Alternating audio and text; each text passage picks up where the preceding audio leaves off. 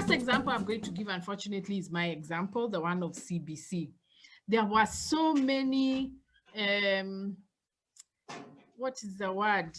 Boogeymen that were used to sell CBC. And that was the hardest thing I found when I was talking about that curriculum. Because what the ministry was saying was words that Kenyans were understanding one way, but I was trying to tell them, no, you're being told something else. So this is one of those things that they were being told was the story of talent. Oh, this one was just classic. So I'm going to play a clip of a discussion that we had about CBC. This was on Citizen TV. This thing is sometimes I feel like congratulating Ministry of Education. They are such good actors, I tell you. Okay, so this is the first clip that I'm going to play from Citizen. What we are saying here is that everybody who goes to school should appreciate that each of us has something that God gave us. That every teacher should appreciate that every learner who comes to us has something. And therefore, if I'm not very good in English, it does not mean I will be poor in music. If I'm not very good in maths, it does not mean I will be poor in art. So what we are trying to say is that, just as she's saying, everybody is born with something. This is not just something we are doing in Kenya. This is a research that is going on, and every country, if you want to improve your education, first of all, give every learner an opportunity. The fact that I didn't pass biology does not mean that I cannot be a comedian. And if I'm a comedian, I will earn a living and contribute to the economy of the country.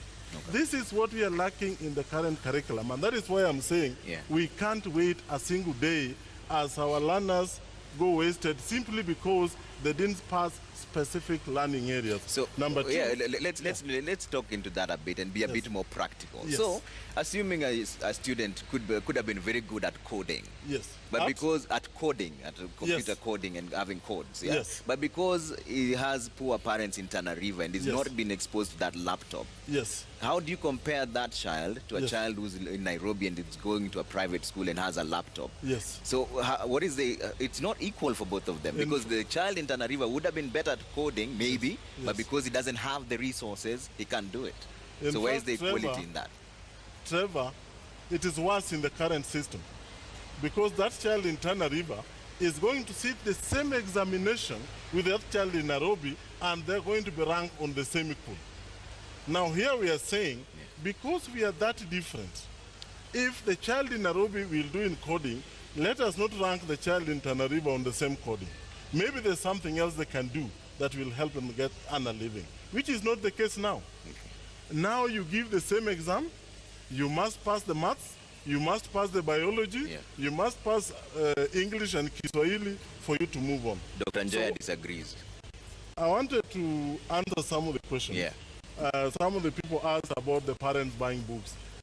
In public primary schools, as we talk now, up to grade 3, I know people watch the story of Olympic. The government is buying books for all the children. And the cabinet secretary indicated about a week ago, by 30th of this month, visit any public school and find if those books have been distributed. If you have any parents here from Muranga, from Kiambu, tell me if your child went to school today and they didn't find those, because I'm aware that those areas are already covered. So the distribution is going on, and so don't worry, in a public school, don't worry about the buying of the books. There was a question on implementation that was asked here. There was a question on implementation. I want to make something clear here on factors of implementation. I am a teacher. When I went to be trained as a teacher, I was never trained on 844. I was never trained on 742. A teacher is trained on the general and specific methodologies of implementing a curriculum. That is why at some stage, you even saw Kenya exporting teachers to other countries. Those countries were not following 844. That is why we have teachers trained in Kenyan universities, and they go to teach international schools in Kenya. What happens is that when you're trained as a teacher, for those of us who are a teacher, you know, you will be taught various methodologies of teaching. Okay. Lecture method, collaboration, discussion, question and answer, activities. All right. What we are doing now, like if you go to teach in another country now, is reorienting the teachers to move away slightly from the lecture method towards engaging learners in question and answer, discussion and activities. Okay. That does not mean that these teachers are going to be taught anything now. And I asked you one question. We have teachers who are trained in Kenya and they're teaching in other countries, they never go through any training. They are given an orientation of what goes on in that country. So when you talk about teacher training, we are not giving them anything that they don't know. Okay.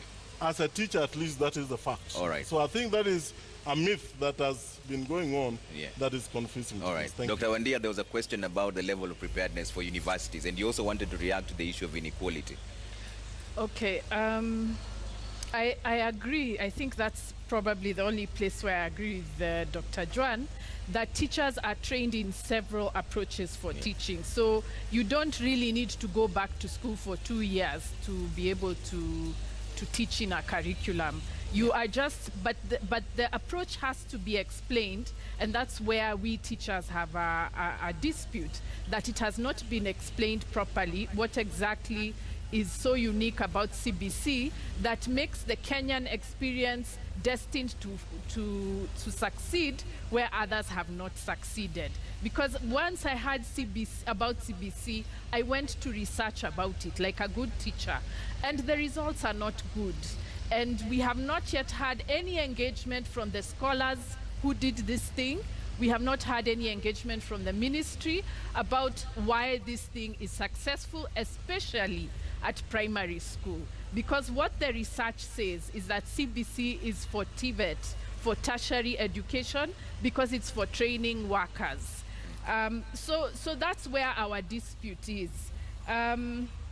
Okay, oh Jesus, sorry to call on God, but you can't say that a child who has no resources did not do well in maths because they were not talented that way. That's not right. And that's exactly what I'm disputing. How do we know that people who are not being failed by lack of equipment, resources, exposure, and then you're saying that that is talent? That's not talent, it's inequality.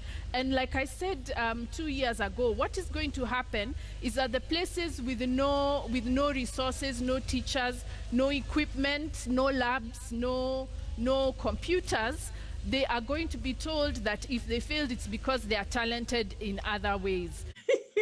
Okay, it's not funny. That was the primary obstacle I faced when I was discussing CBC. The government sounded nice and they would bring nice words. And to tell Kenyans actually what he's saying is actually, he's not even addressing the issue. They couldn't hear. They just couldn't hear. But I mean, we are going to talk about that. Why couldn't Kenyans hear? There are a number of narratives that are being evoked by Dr. Juan. That time he was the head of KICD. He has now become, I think, a PS, which Kenyans love. And so when he's talking, he pulls them out one by one. God, these guys are awesome. I just love it, what he does. But it's not the truth. Anyway, now, like the first one, nurturing potential. How many people are always talking about that one? Ebu, let's hear. Let's talk about that. Isn't that something we all want? The nurturing potential. And that God gives us unique qualities which we are born with, and which they should not be crushed in the education system, which tries to make us all the same.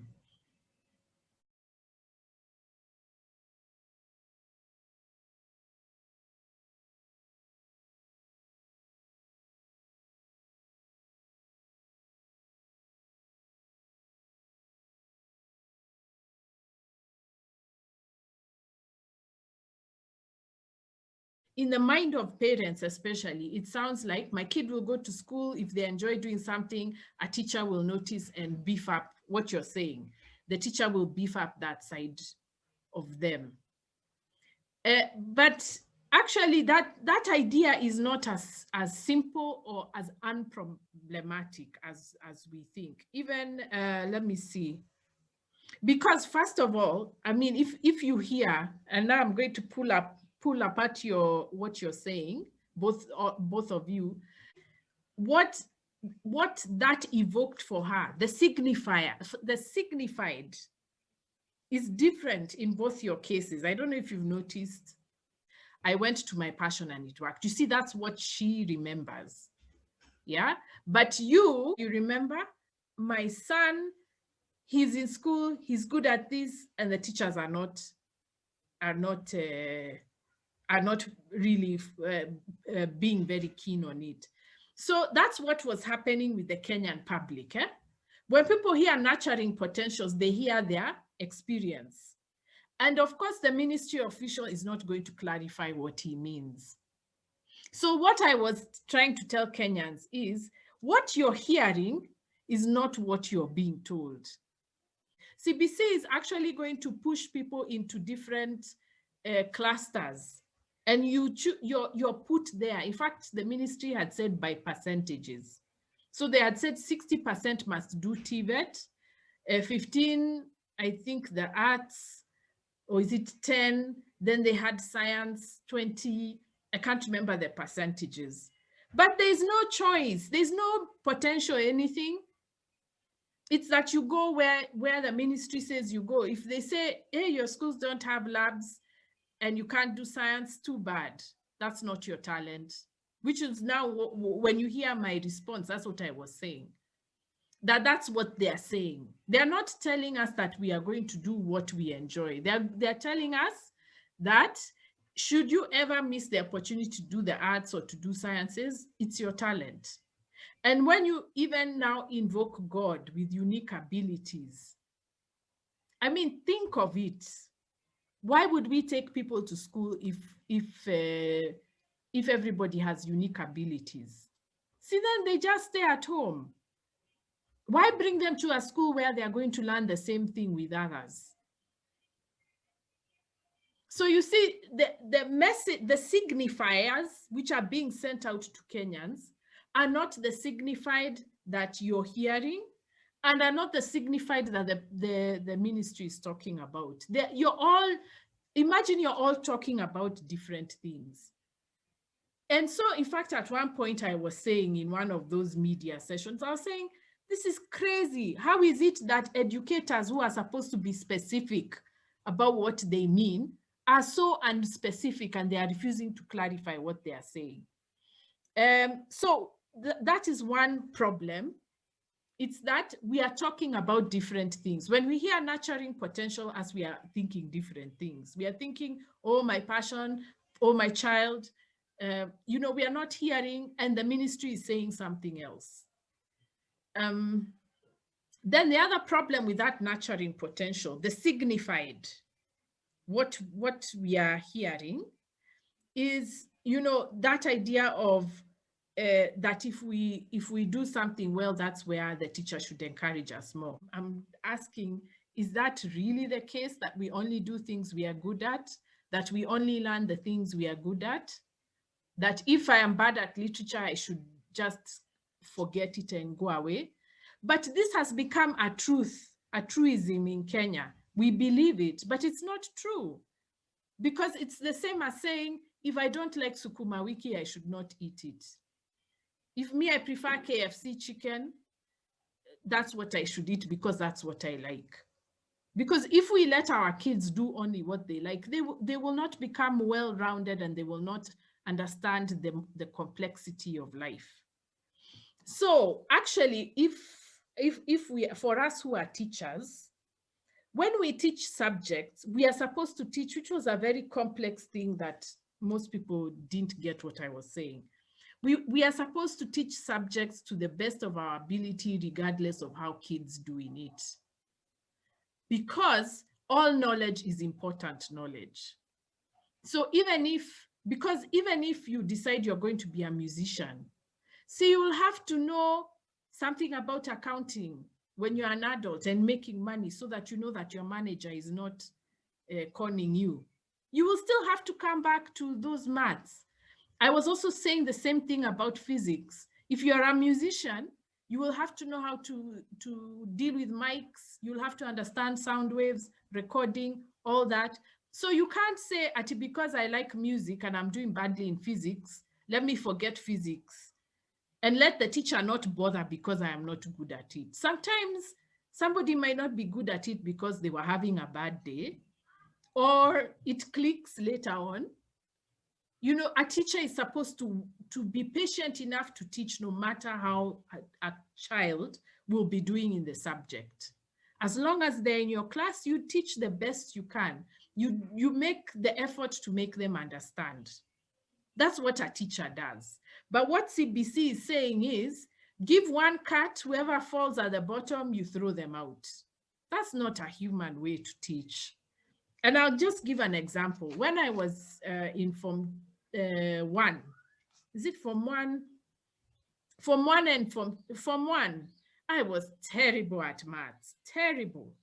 But when we went to Form 2, we had a teacher, and I will always remember her name. She was called Mrs. Maina. You know, one day she was teaching us about matrices. And let me tell you, I would not advise anyone to do what I did. Those days I was manga. What I asked her in class was, why are we learning these things? I was the typical Kenyan. What's the relevance? That's what I asked her. And she didn't even get annoyed. I didn't even know it was a bad question until now. But she didn't get annoyed. She told me, this is why we do matrices. She talked about data collection, data analysis, why data is important in life.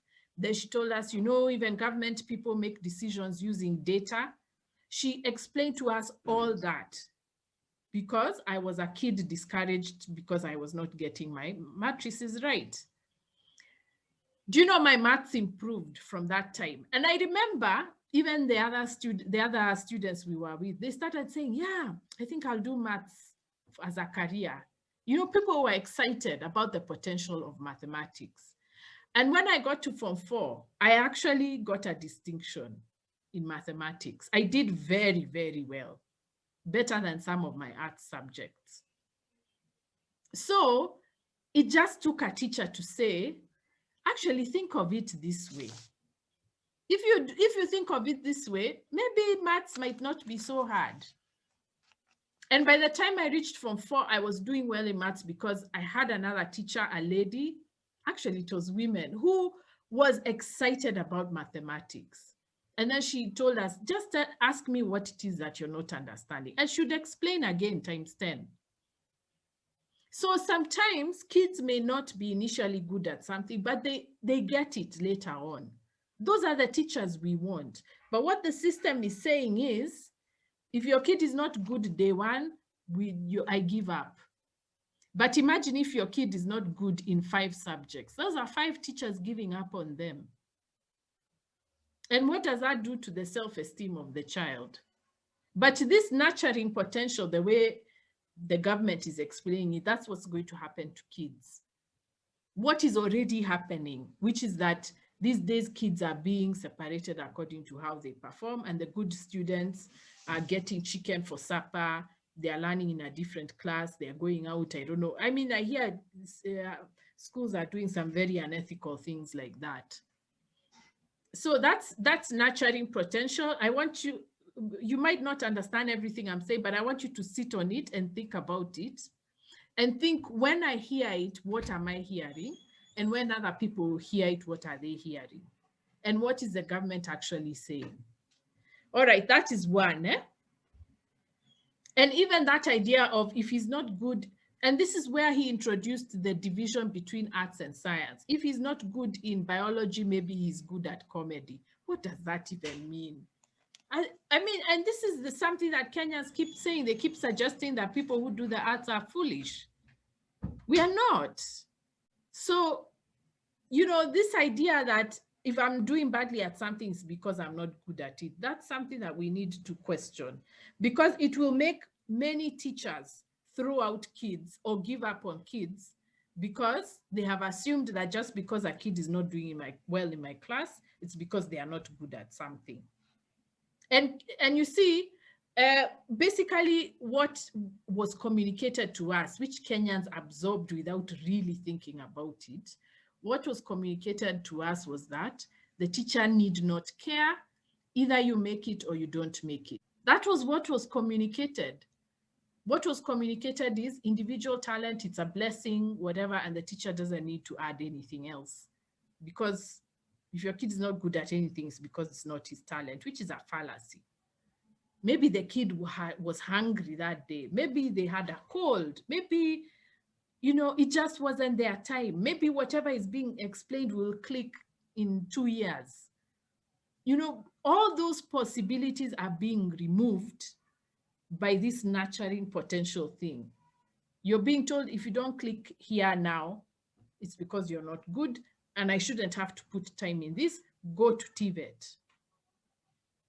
And this is why Kenyans were not understanding it. Whenever I think of CBC, I don't know whether to laugh or to be sad, because it's so fascinating how Kenyans were hearing something else the whole time. All right.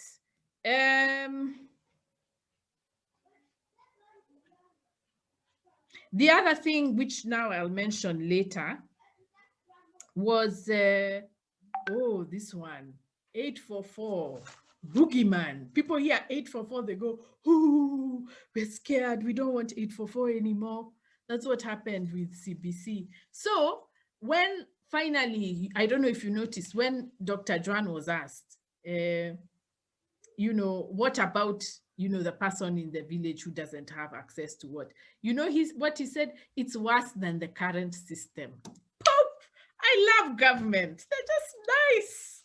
They know how to catch people. So immediately he said, worse than the current system. People had 844, and 844 is, ooh, let's stop doing 844. Bang! People agree. It's awesome. And it's awesome that they can do this while we watch, because we, the language people who should be saying, you guys are being conned, we've been told your subjects are useless.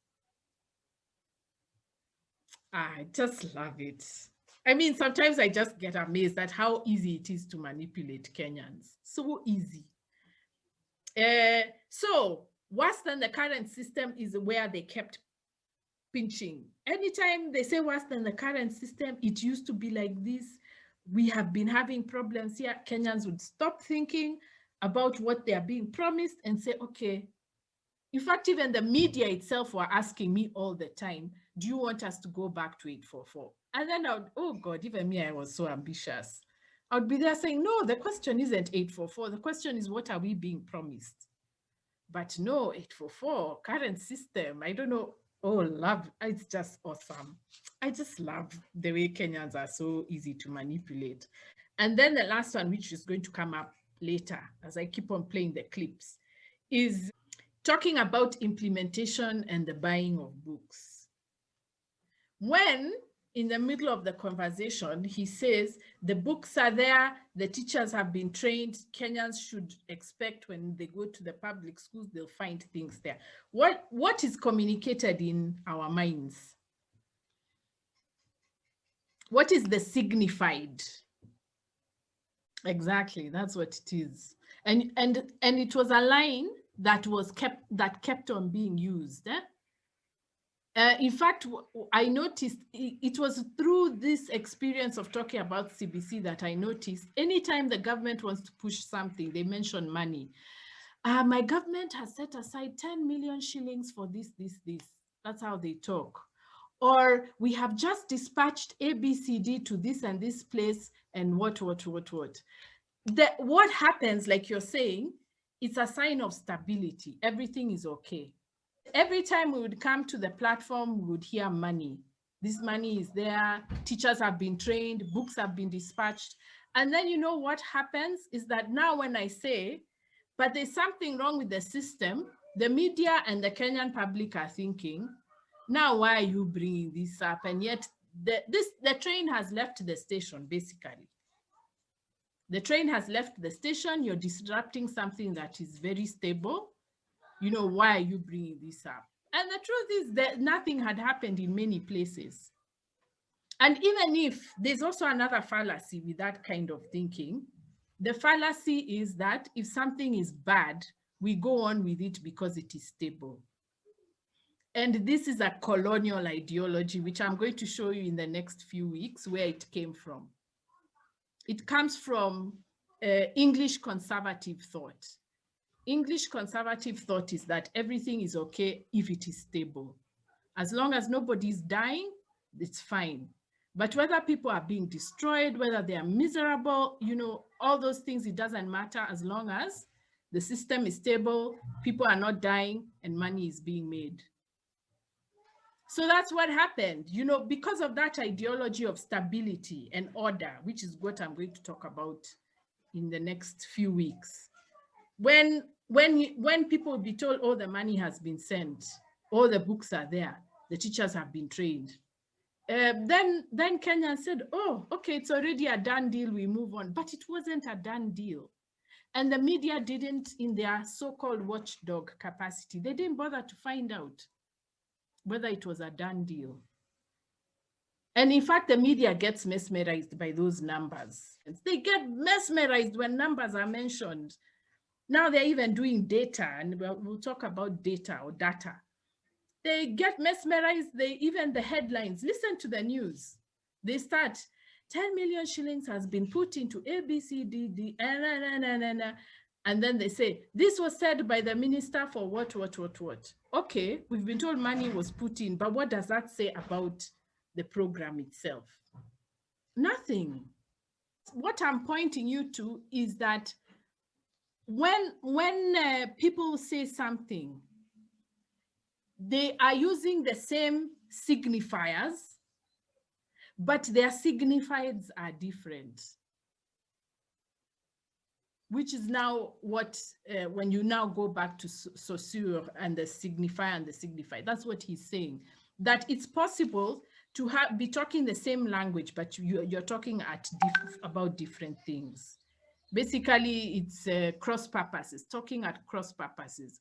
But cross purposes, there's still an element of honesty.